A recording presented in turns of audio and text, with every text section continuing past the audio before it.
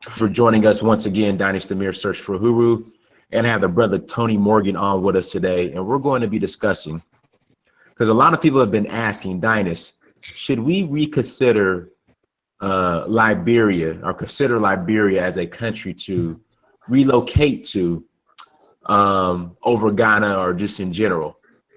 And, a lot of the concerns have been because of the misinformation that's been put out there in regards to the Americos and the Black Americans who went to Liberia after the Civil War. So, Tony Morgan is a Liberian expert, and we're going to break down if Black Americans should consider Liberia as a location to relocate to if they plan on relocating to Africa. So, Brother Morgan, thank you so much for joining us again. You're welcome. Thank you for having me. No problem. No problem. All right, brother. So, you're Liberian, you're indigenous and half Americo. So when people ask, should they consider relocating to Liberia, what will be your response to that?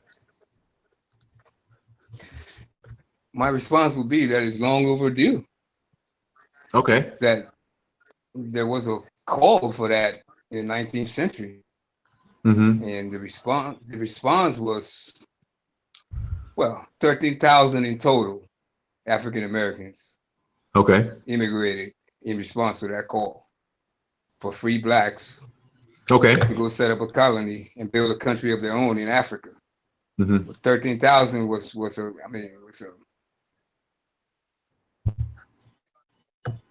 And now what? How that? Go ahead. I'm sorry. Go ahead. No, well, I was going to say, what for the Black Americans who are interested in going again in this present day, what opportunities or what should they be looking for or plan on doing once they go? You're breaking up, Dynast. I don't know. I would say the Black Americans who are planning or considering going to Liberia, what opportunity if they decide to go? Well, immigration, to a developing country entails a whole lot more than opportunities. It actually demands you creating your own opportunities. When this call was made in the 19th century, for instance, for immigrants to go build their own country in Africa, there was really nothing there. There were no opportunities there then.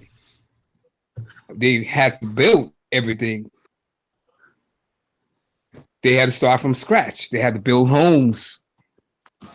They initially lived in mud huts like the local inhabitants. This is about creating opportunity, building your own country. If you're thinking about going to a place where everything is already there and all you have to do is go seek opportunity, then probably this is not for you. This is about building your own, leaving somebody else's and go and build your own. That's why the response in the 19th century was so lackluster. Only 13,000, as I was trying to say before. I wish there had been a whole lot more people had gone. I subscribe to the Malcolm X and Marcus Garvey philosophy of self-reliance, independence, build your own. I don't blame people who chose to stay, who chose not to immigrate, who felt that they had a stake here in this country. I can understand their point of view. I can understand their stance on that. At the same time, building a strong homeland in Africa empowers you over here, and vice versa. There's just nothing like having your own. Most of our problems will be solved if we took that that stance, that direction of self-reliance and independence, doing our own. We could solve our own problems. For instance, today, right here in the United States, collectively, we could solve all the problems that afflict us, all the pathologies that we wrestle with every day: crime, poverty, unemployment, you name it. We could solve all these problems our own. We don't have to march and protest and demand.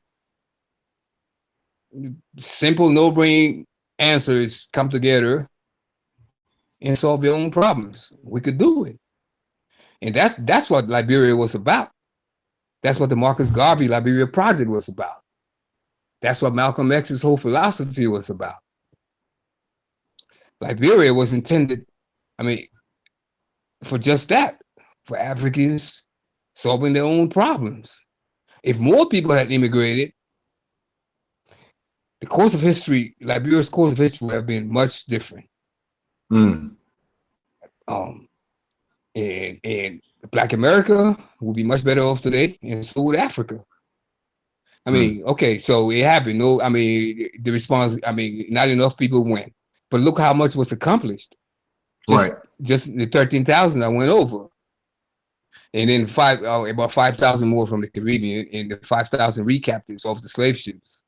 That comes to about over 20,000 immigrants and who worked with the indigenous people, contrary to the popular misconception. They worked with the indigenous people. Some indigenous people shared their values. And together they built something that all Africans can be proud of. And that was on his way. That was actually on his way to becoming even more of something that all Africans could be proud of. If it had been left alone, if the progress hadn't been violently arrested in 1980. Right. Somebody in the chat room saying more Black Americans would have went, but they didn't have the money to immigrate. What are your thoughts on that statement? Okay, they said that some people wanted to go but couldn't afford it. Correct. Yes, that's what they said. That's what they're saying. Well, that's a legitimate reason, but at the same time, the ECS was offering free transportation. Complete sponsorship. They demanded character references and industriousness and independence. They closely scrutinized applicants for passage to Liberia. And once you pass that initial test, they provided transportation for you. The ACS had their own ships. And once you got there, you were given a plot of land in the city, within the city, or in the rural areas. And you were given sustenance for about 6 months, and then you were on your own. And some people who went continued the same dependency syndrome that they had practiced over here, and they got sort of left behind over there. And then they complained that they had been duped, that they were promised the land of milk and honey. Right. And they encountered incredible hardship. The early settlers encountered some very, very, tough situations. It was tough. It is tough being an immigrant, building a country, starting from scratch, building, and some of them gave up, returned to the U.S. Some, wandered the streets of Monrovia complaining about how they've been duped. Other immigrants, took advantage of the opportunities that were there. The arable land for farming and cultivation and for trade. A lot of them became wealthy from trading. Those who applied themselves, those who went over with money, some of them did. And those who took advantage of the opportunities that the slackers failed to take advantage of, they prospered. There was a lot of prosperity in the early days of the colony in the 1840s, the 1830s. especially late 1820s to the 1840s. Liberian traders had their own ships, their own fleets of merchant ships that were taking coffee, camwood, and palm oil to foreign ports. These were Liberian ships Yeah, owned by they see they Liberians and manned by Liberians, by the crew people and the Grable people. yeah, not to interrupt. They don't tell us that part. They don't tell us how we had our own ships and things like of that nature. That's a shame. They don't tell us that. Yeah, we did. There were Stephen Allen Benson. He was the second president of Liberia. Mm-hmm. He had his own fleet of merchant ships. E.J. Roy. He was the fifth president of Liberia, deposed by the Republicans, the mulatto-dominated Republicans. After he won the election of 1870, he was the richest man in Liberia. He was born in Newark, Ohio, Mm-hmm. and he was the wealthiest man in the country with his own fleet of ships. He actually loaned the government money when it was broke. The government borrowed money from him. That's how wealthy he was. J.J. Wow. Roberts, Joseph Jenkins Roberts, the first president, he became very wealthy from trading. When he left Norfolk in Petersburg, he was born in Norfolk, grew up in Petersburg, and while he worked in Petersburg, he worked for this guy named Colston Waring, who became who later became his father-in-law. And when he went to Liberia with his mother and his brothers, his partner back in Norfolk was his future father-in-law, and he set up a very profitable, prosperous business. J.J. Roberts became one of the wealthiest men in the colony, and there were a whole lot of men like that. But then, the colonial powers crippled the Liberian economy. This flourishing maritime trade was crippled by the colonial powers. All in order to take over Liberian territory. The coffee first. Liberian coffee was the most popular in the world, the most in demand in the world. And Brazil, it was introduced to Brazil, and the Portuguese in Brazil co-opted the market for it. They shut Liberia out of the market, crippling its economy. Britain took over the palm oil trade, further crippling Liberia's economy. So from the late 40s, from the late 50s and 60s into the early 1900s, the country had virtually no sources of revenue because all its trade had been taken over by the colonial powers. They were determined to take Liberia's territory, and they used every machination at their disposal, including muscling in on the prosperous trade that Liberia enjoyed. And from then, from the 1860s to the early 1900s, Liberia was, just struggling with bad loans taken in England. Her independence mortgaged the British banks. But initially, trade. They were very prosperous people. The colony was very prosperous. They made a lot of money from trade, and this benefited both the immigrants and the indigenous people. So, independence is paramount to me. I subscribe to the Marcus Garvey School of Thought. Mm-hmm. Have your own. Collectively, maybe we may be broke individually.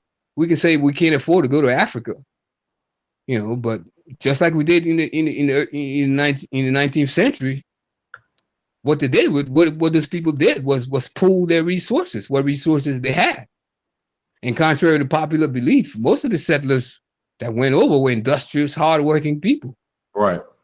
They built coffee farms, rubber farms. They started from scratch, and became very prosperous. Moses Ricks, he was an upriver farmer, the farmer on the St. Paul River. He was an ex-slave. He had been manumitted by his owners and sent to Liberia. And he started with nothing, but he grew into just from farming coffee. He became so wealthy that he donated the land for Ricks Institute. Ricks Institute was one of the first institutions of higher learning in Liberia, run by the Baptist Church. the Baptist Church became so independent. I mean, that they build so many institutions of higher learning, schools, high schools, and all over the country. All of this from self.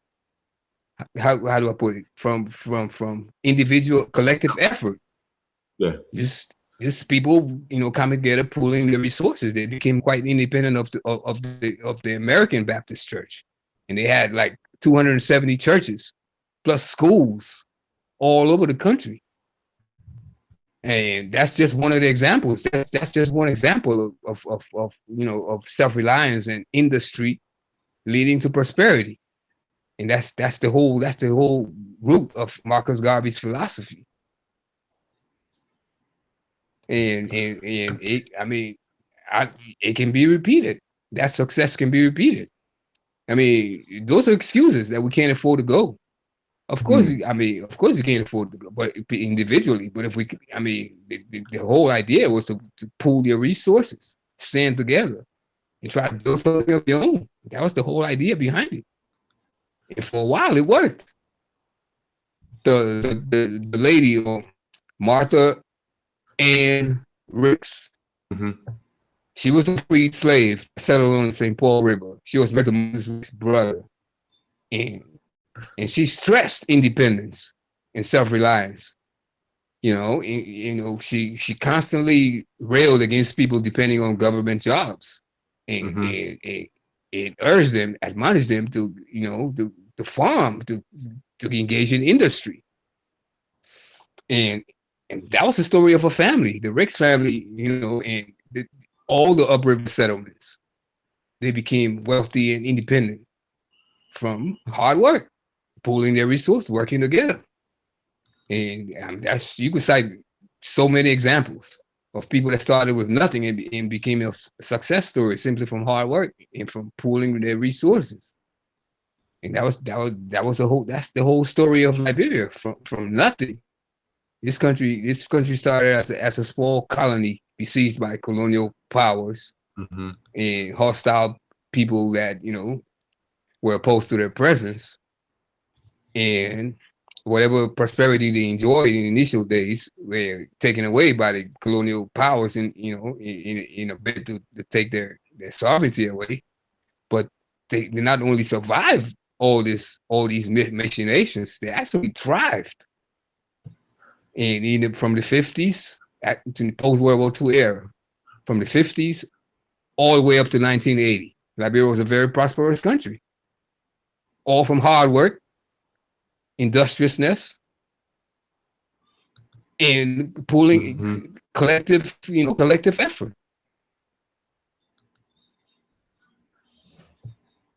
What about so we have a couple questions in the chat room. Question number one, let's see here. How have Liberian immigrants in the United States benefited from the lobby by the Congressional Black Caucus?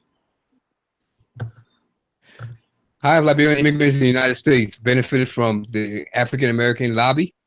Well, yeah, from the African American lobby or the lobby of the Congressional Black Caucus.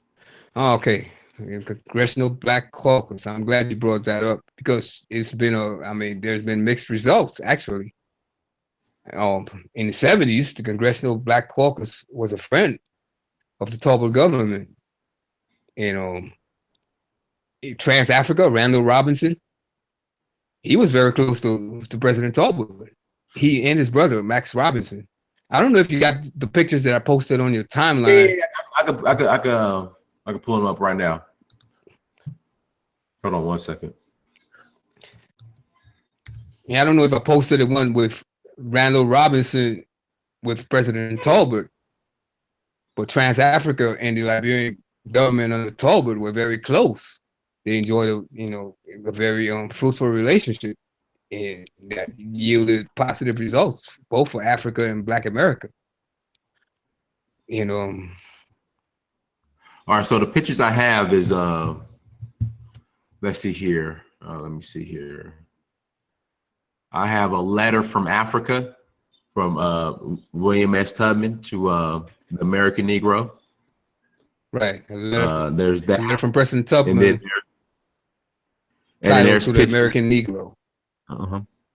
And there's the visiting Chicago students being entertained at the mansion in the 1970s. Right.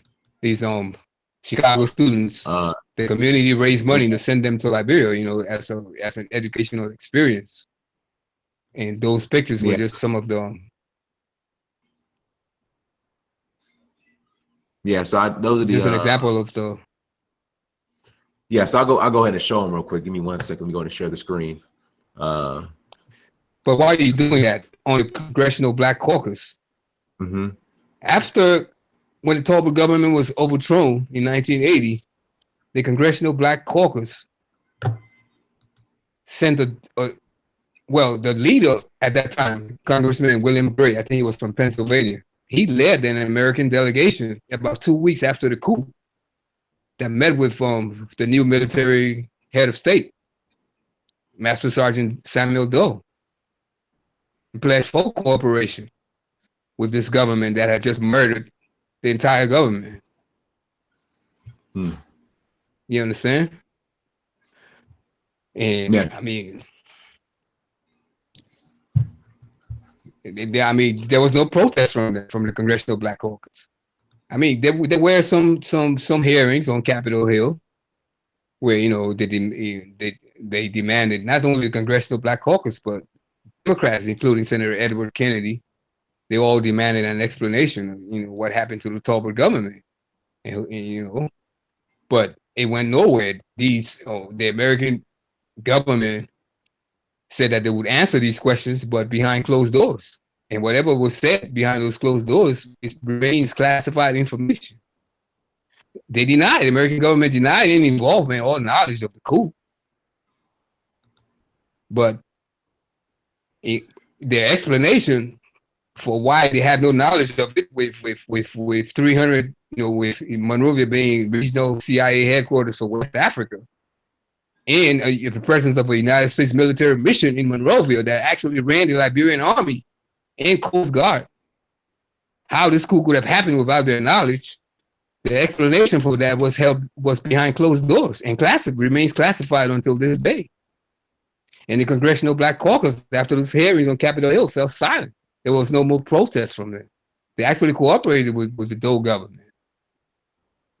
So there's been mixed results from the African American lobby, you know, especially the Congressional Black Caucus. Yeah, so I have some pictures pulled up. So one right now is Tolbert, William Tolbert. Is William Tolbert, right, or Samuel Tolbert? William Tolbert. I'm sorry, you're breaking up again. Do you realize there's a lot of static on your end? Anyway. I don't know. Everybody, people in the chat room, press 1 if it's a lot of static on my end. It also could be on my end, but my phone seems fine. I mean, it could be my headphones. But guys, press 1 if there's static on my end. But I'll just go ahead and go through the pictures. So, Tolbert and Carter. I can hear you a little better now. Okay, it's William Tolbert, correct? William Tolbert, yes. Right. So William Tolbert and Jimmy Carter. I guess motorcade in Liberia. I'm guessing, yeah, this is Liberia. General Thomas Quiwangpa.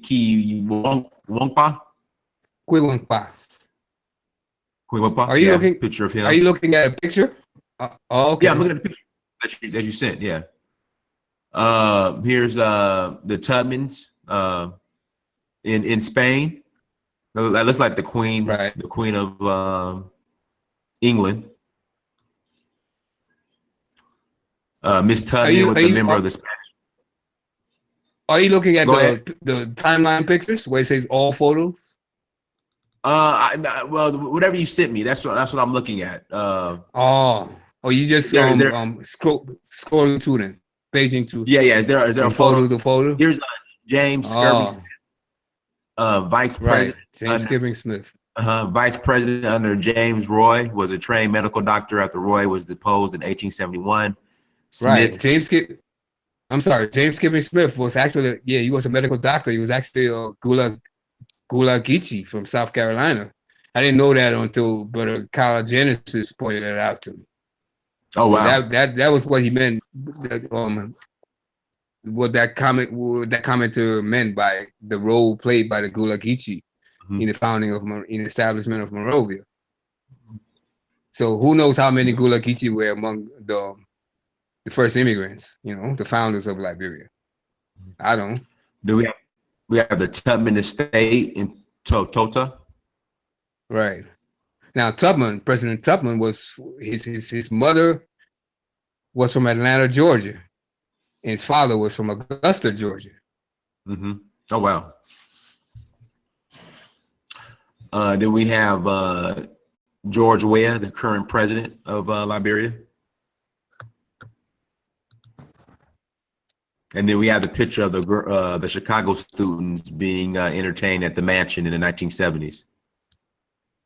Right. Now in the 1970s, yeah, these Chicago students, the community raised money for them to, to have this educational experience in Liberia, and in the 1970s, there was a growing population of new immigrants from the United States. African American immigration didn't end in the 19th century. Immigration from the United States did not end in the 19th century after the Civil War. It slacked off after the Civil. It slacked off dramatically after the Civil War. It slowed to a virtual trickle after the Civil War, but it didn't end. People were going over up until 1980. African Americans were still going over, and by the mid 70s, there was this huge population of new immigrants from the United States. A whole lot of Black nationalists, Muslims. All these, they went there and set up businesses, ice cream shops, restaurants, clothing stores, pool rooms, you name it. There was a thriving community, and more people were coming over every day.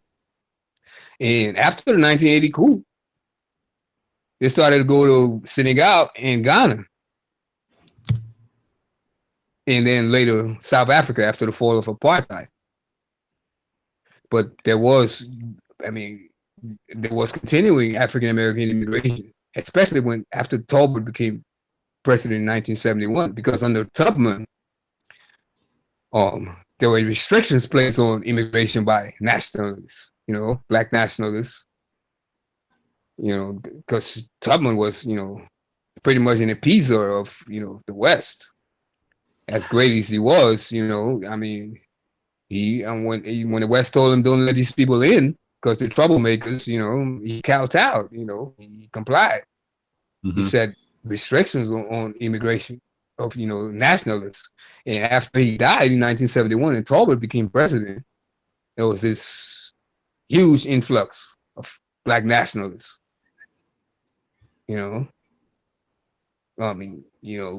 People who didn't feel their stake was in America, who felt they stood a better chance of I'm sorry. So a lot of Black nationalists relocated to Liberia from America in the 70s. That's what you're saying? They immigrated to Liberia in the early 70s, encouraged by President Talbot's liberal atmosphere. Oh wow. Yeah. Because on the Tubman, they were restricted. He wouldn't let them in. Mm-hmm. Especially after the Marcus Garvey fiasco, the UNIA. That started. Can you explain that? Now, from what I've been told, didn't a large number of Garveyites relocate to Liberia? Is that true? Yes, a lot of Garvey UNIA members and supporters immigrated to Liberia as part of the Liberia Project. In the early 1920s, the land was set aside for them in Maryland County, and the ships, the Black Star Line ships, landed supplies and people. There were a whole lot of UNIA supporters and members that went there, and most stayed.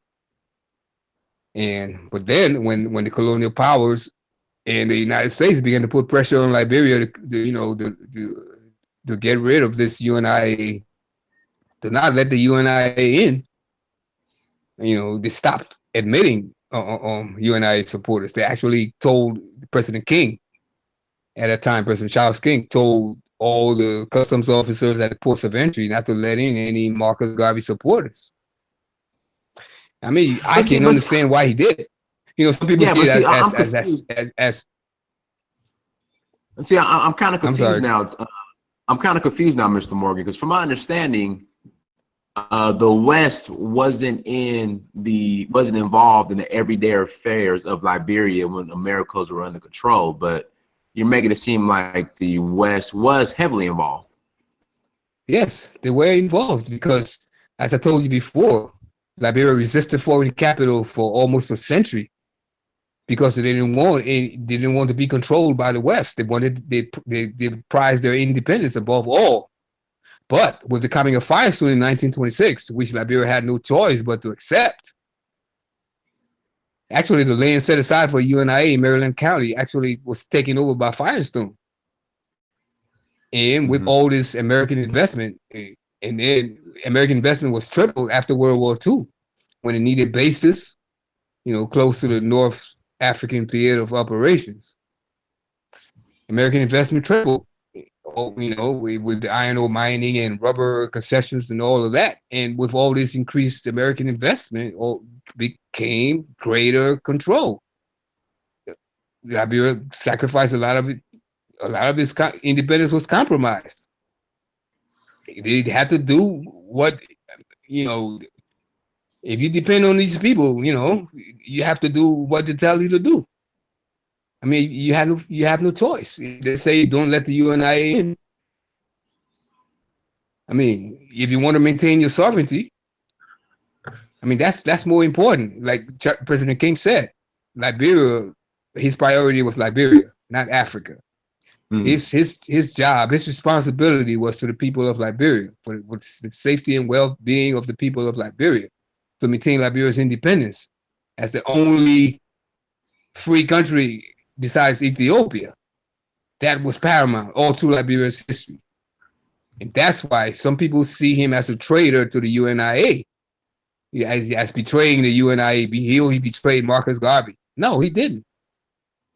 He did what he had to do to maintain Liberia's independence, to Liberia's survival, to ensure Liberia's survival. That's what he had to do. If you look at the options available to him, you know, I mean, the choices available to him, you have no choice but to judge him positively. You know, he did what he had to do to ensure Liberia's survival. If it meant, you know, because Marcus Garvey was supposed to be Liberia's savior, to take care of Liberia's debt, so he wouldn't be dependent on these European powers. Marcus Garvey made his own choice. He couldn't deliver. He left Liberia with the same old problem of his sovereignty being mortgaged to British banks. We had no choice but to back out of the UNIA agreement and to refuse entry to UNIA supporters if it would ensure Liberia's survival. You understand?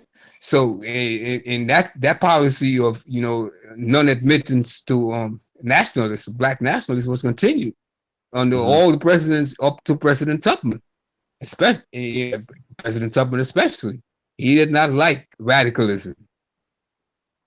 So it was a personal thing with him too, not just pressure from the United States and other European powers. He disliked radicalism, so he didn't let in nationalists. Talbot did.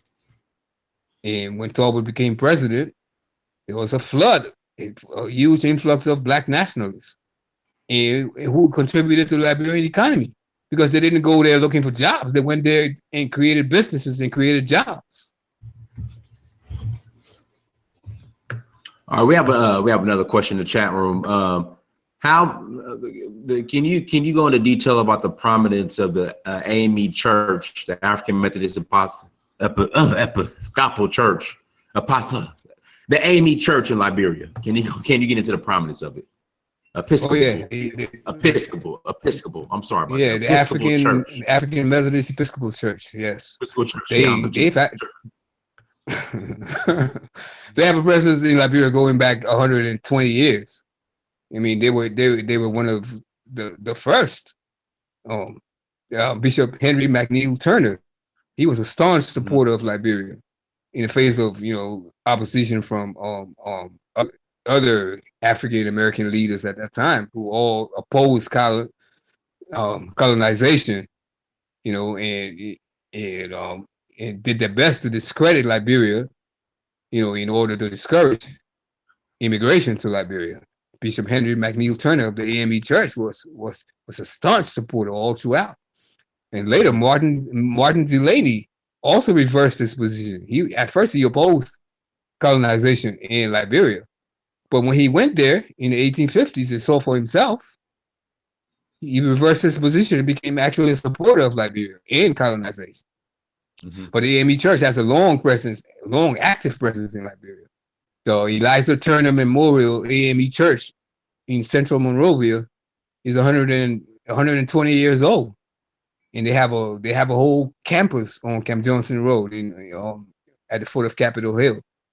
They actually have a university now. It was initially a high school, Monrovia College, one of the leading high schools in Monrovia.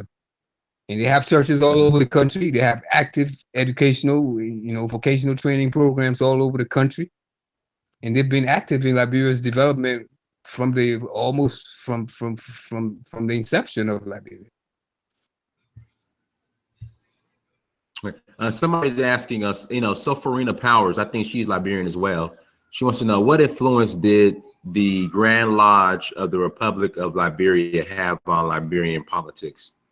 Good question. But first I must add that to the AME that a few years ago, the president of Morris Brown College in Atlanta, not the president, the dean of the Morris Brown Law School was a Liberian, Rosemary Banks James. Okay, the Grand Lodge of Masons, excellent question. There's a whole lot that has been written about, the influence on politics and society of the Grand Lodge of Masons. But by the same token, very little has been said about the influence of indigenous secret societies, fraternal organizations.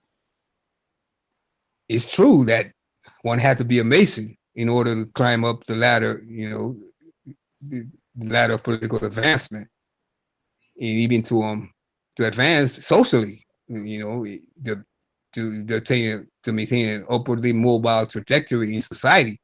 One had to be a Mason. That is true. At the same time, one also had to be a member of the indigenous secret societies. Not much is said about that, so they create this imbalance, in this negative portrayal of the so-called Americo-Liberians by just telling you half the story that, the Grand Lodge of Masons heavily influenced Liberian politics. Of course it did. Masonic craft was an integral part of Black American society in the 19th century. Most of these immigrants that went over, they were Masons. I mean, these lodges in the African American South, these lodges were created for mutual protection, for cooperation, against in the face of violent racism. They had to band together to protect themselves, look out for each other. That's where a lot of these Masonic lodges were rooted, in collective effort for mutual protection and mutual self-defense and mutual economic cooperation. So of course the Masonic craft was an integral part of Liberian life, society, and politics. That's not some kind of evil conspiracy on the part of these wicked Americo-Liberians. That was just a fact of life. And at the same time, indigenous secret societies also exerted enormous influence on politics and society. You had to be a member of the Sandy and Poro Society. All Liberian government officials were members of the Poro Society, whether they were Americo-Liberian or whatever. You understand? There was also, besides the Sandy and the Poro, which are the two major indigenous secret societies, there's the Bo-Weova Society in the Southeast, the Kru people and, the Grebo people. One had to be a member of all these societies to advance politically. And especially the Southeast, the Grebo secret societies, their influence on politics was even more than the Masonic, more than the Grand Lodge of Masons. I mean, you asked me before about human sacrifice, ritual murder. That was an integral part of Maryland County politics. Maryland County is the Southeast, the home of the Grebo people, and it's an interesting marriage of the Grebo elite and the American settler upper class. They were the most. Their faction of the True Whig Party was the most powerful faction because of this marriage of indigenous elites in the American settler upper class. But an integral part of their politics in that area was ritual murder. The secret societies, membership in the Grebo secret societies was mandatory, and ritual murder was part of their politics. You know, every election season, people would disappear, and they would find them with the body parts missing. You know, body parts were taken for sacrifice, ritual sacrifice. That was an integral part of politics in that area. Other parts of the country, but especially Maryland County. But not much is said about that. You know, it's all the Masons, these evil Masons, they corrupted Liberian politics and they did this, that, That's why I keep saying, Liberian history is so complicated that you can't just rely on these sound bites, and this negative coverage, one-sided, distorted, half-truth perversions that you see all over the place. You have to research it for yourself to really understand this history. And that's why when I don't even bother to respond to all the the disagreement, disagreeable comments in the chat room, because I take the position that you should know better. I mean, the information is out there. If you want to know, if you really want to know about this country, it's out there. The information is available. My organization, the Historical Preservation Society of Liberia, visit that website. There's a whole lot of balanced, accurate, objective, comprehensive information on there. So I don't bother to respond to. It just becomes a circular argument. After everything I say, after all these facts I've laid out and refuted all these lies and half truths and distortions that have been told, that is widely accepted as the truth. And what is the response? What is the argument from the other side? The natives weren't allowed full participation. The natives were denied. It's just a circular argument. With ignorance. I can't argue with ignorance. If you have facts to counter mine, be my guest. But all you're gonna do is regurgitate all the crap that I've just debunked. It's a waste of my time and yours for me to respond to that. Right. So I just let the two arguments stand and let reasonable people be the judge of which one is, which one makes more sense. There's another question we have in the chat room. Ask, who's Thomas Faulkner? Can you tell us about Thomas Faulkner? Oh, Thomas Faulkner. Yeah. What a good question. This person knows some Liberian history. Yeah. Is it Professor David? Professor David. There's a couple. There's Professor Davis, and then there's actually some Liberians in the chat room as well. Other chat rooms. Okay. That's good. That's good. Well, Thomas Faulkner was a late immigrant from North Carolina. Which city in North Carolina? I'm not sure. It's not clear, but it was most likely Elizabeth City, North Carolina. Okay. But he was a late immigrant, and when he got to Liberia, he was already a professional engineer, and he became the most useful man in the whole country, as Charles S. Johnson, who wrote a history of Liberia, Relocating, Story of the Negro Republic. He described him as the most useful man in the Republic, and at the same time the most hated, because Thomas Faulkner was Liberia's own Thomas Edison, in a lot of respects.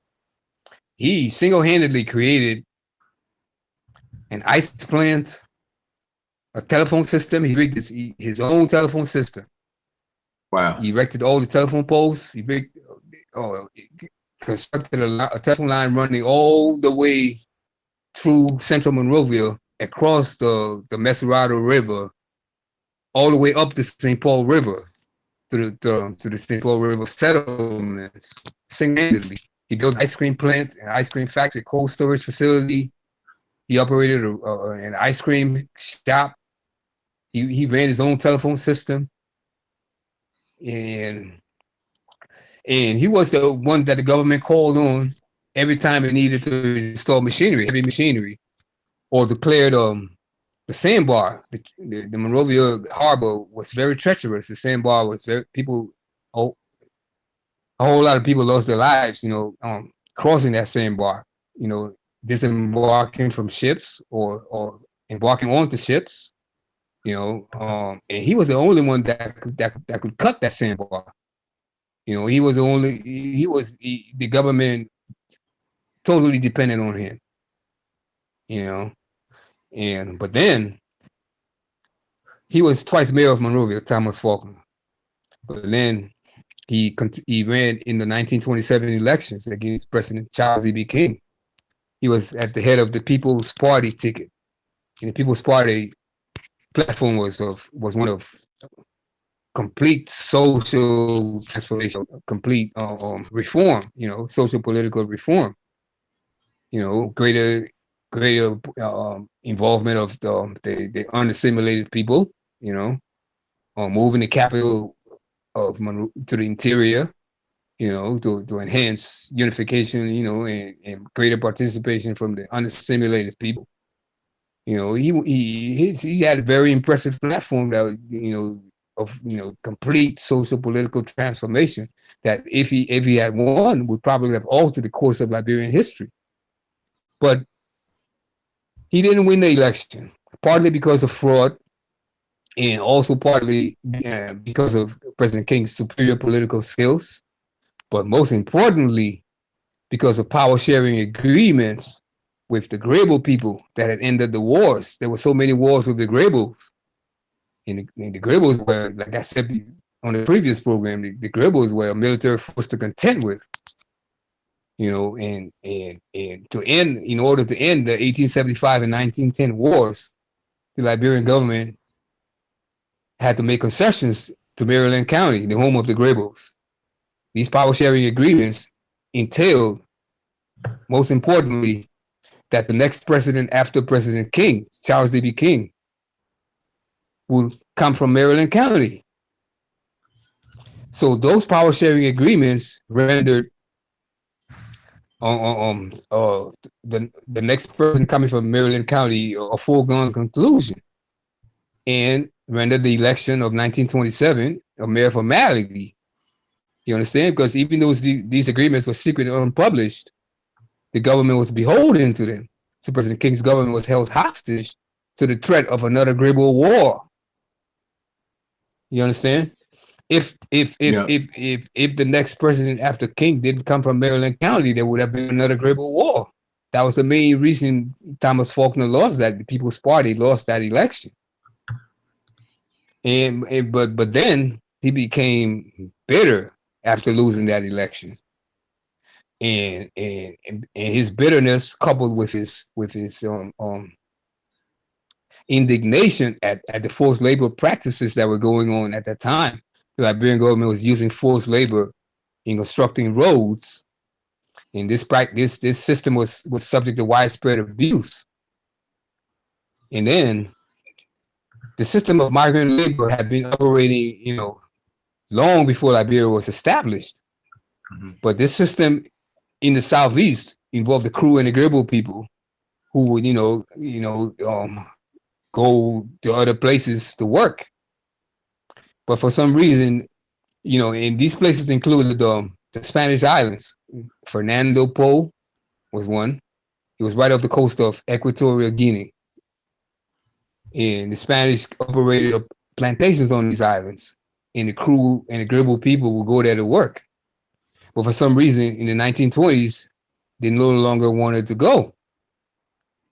But the migrant labor system and customs were the only sources of revenue available to the Liberian government. Like I said before, the flourishing maritime trade had been taken over by the colonial powers, you know. So the only migrant labor and customs were the only sources of revenue, were the only game in town, right? So unscrupulous officials closed in on this action, you know, and they would force these migrant laborers to go to the Spanish islands against their will. And when Thomas Faulkner became aware of these practices, and he sees this opportunity to get back at the King government, you know, for robbing him of this election, which he felt he had rightfully won. So he took this case to the League of Nations. He exposed these forced labor practices and forced labor exploitations to the League of Nations and caused them to dispatch a commission of inquiry and put Liberia under the threat of international mandate. Britain and France, the same people who wanted Liberia's territory, were demanding that Liberia be mandated. In other words, Liberia would lose its sovereignty over these allegations. Anyway, the League of Nations Commission investigated. They went to Liberia, and this included Charles Johnson, the African American sociologist and author that I mentioned before, who wrote this history of Liberia. He was the president of Fisk University in Tennessee, Nashville, Tennessee.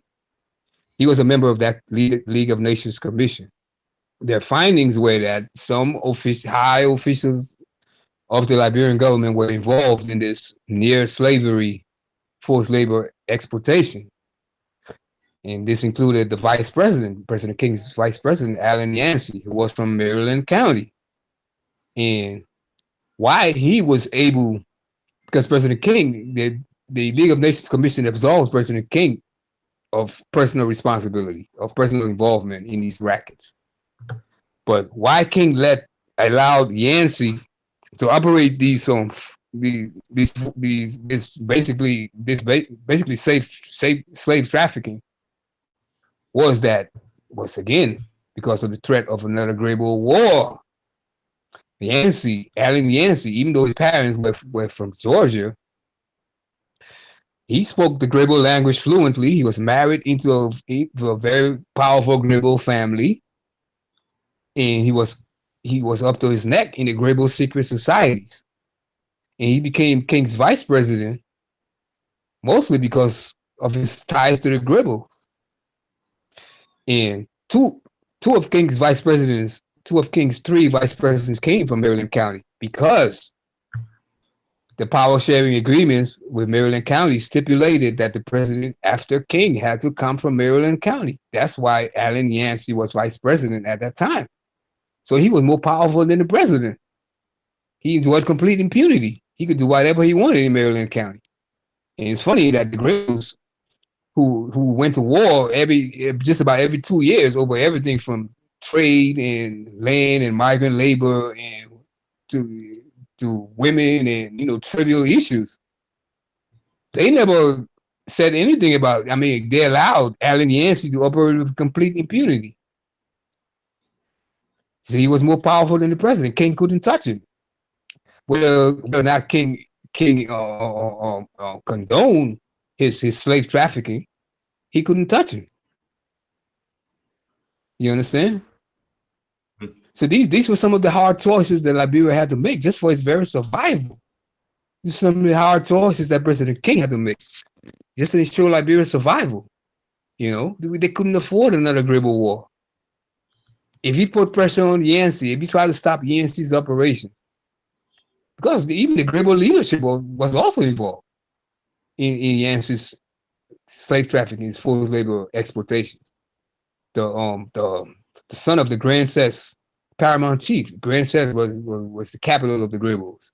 Grebo power was concentrated in Grand Cess, and his son, he was educated at Harvard. P. Bewolu. He was the first African to go to Harvard. And he was very brilliant. He had all these degrees from Columbia and theological seminaries. He had a brilliant career at Harvard, but he was senior advisor to the King administration. And Yancey couldn't have carried out his forced labor exploitation without the complicity of Gribble leadership. You understand? So Yancey was untouchable.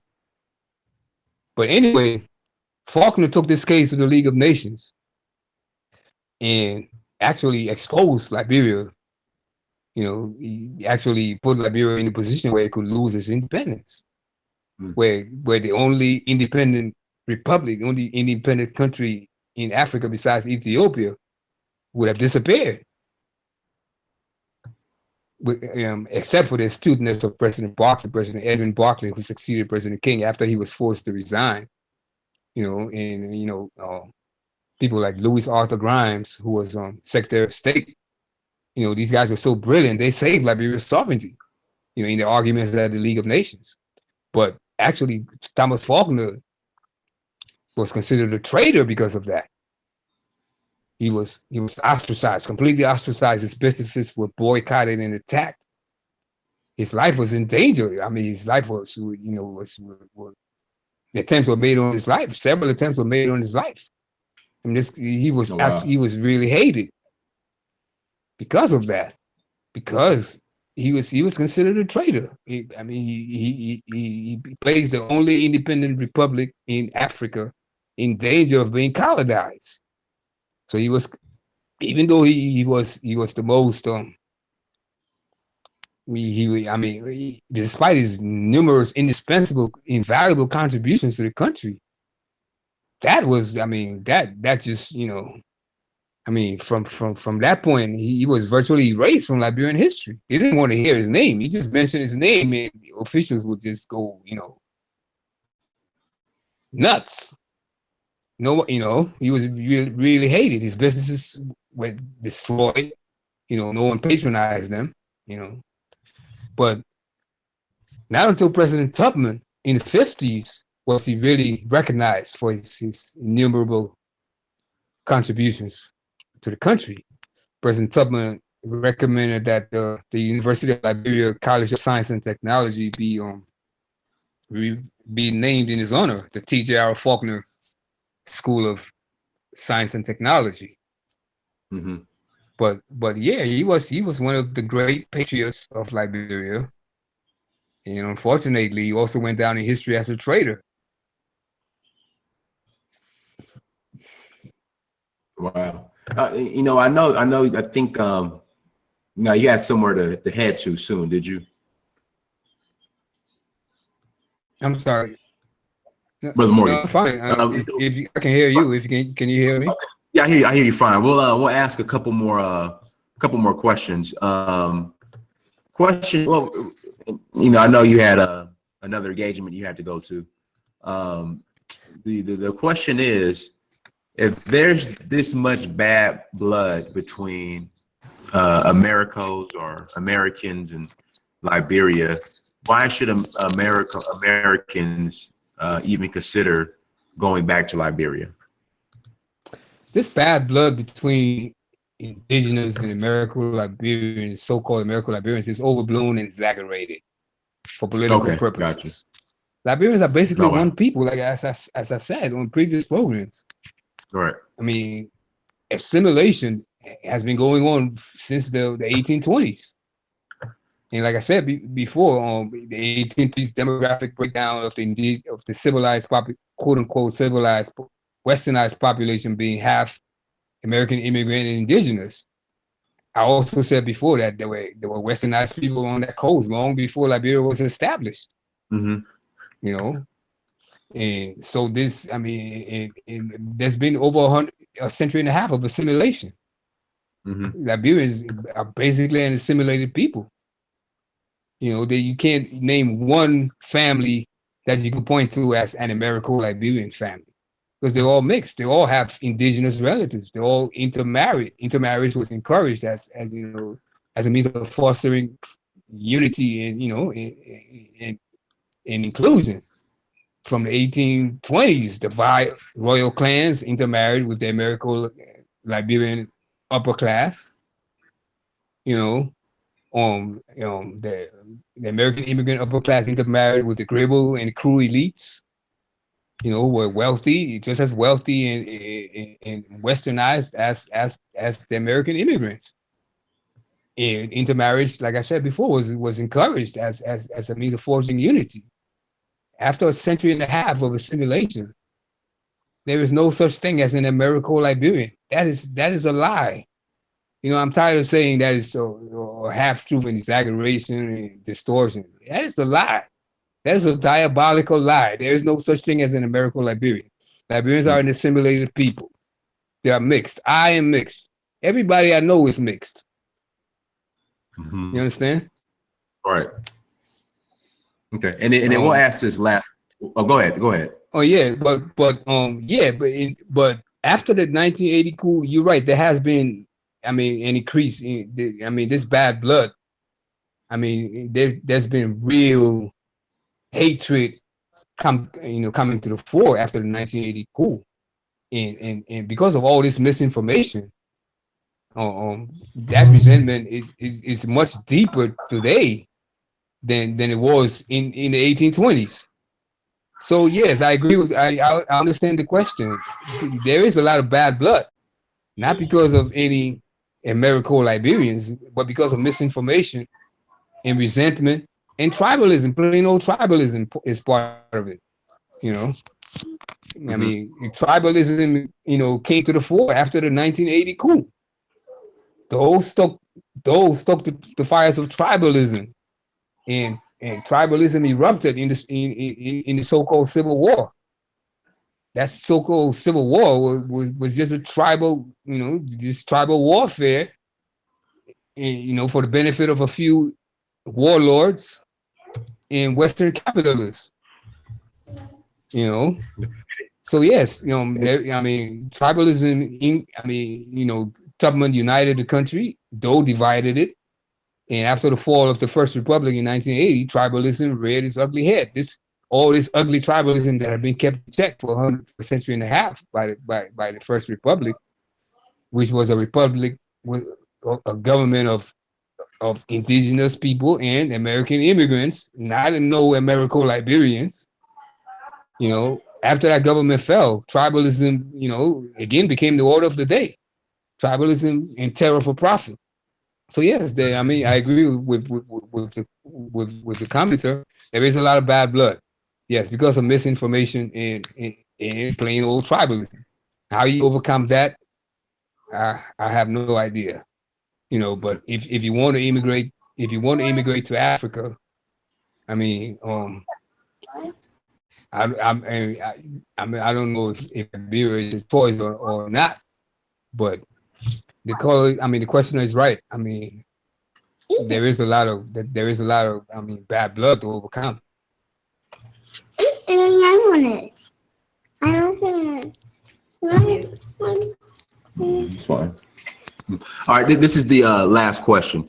Now that Liberia has indigenous leadership, how are they engaging people like Alexander Benedict Cummings, Mills Jones, and others for the future development of the nation? Most Liberians are open to these people. I mean, to their ideas, and most Liberians, you know, don't fall for the political divisive tactics of, you know, Americo-Liberians and country people. And, you know, most Liberians don't think in those terms. They see Alexander Cummings as a Liberian, period. You know, and but you know, the Liberian electorate is you know, they have some pathologies of their own. You know, they gravitate toward, you know, popularity and seeming generosity. And you know, they overlook the qualities that are most desirable in a leader, you know, that were exhibited in Alexander Cummings. You know, but you know, they overlook that and chose upon Mr. Popularity. I mean, basically because the country is not ready for democracy. You know, but that's a huge hurdle to overcome. You know, I mean, you know, how do you get the populace to see the value of an Alexander Cummings, you know, versus a George Weah, you know. I mean, I don't know how to answer that because the country was the country was being prepared for democracy back in the 70s. That process was interrupted. The Tory party old guard demanded assimilation first. They knew what was going to happen if you try to impose democracy and full inclusion without full assimilation first. They knew that disaster would ensue, and that's exactly what happened. So since that process was violently interrupted in 1980, I really don't have any answers as to how he prepared this country for democracy with the collapse of the educational system, which was on the job in the 1970s, preparing the people for democracy. And now you have a literacy rate that's like 80%.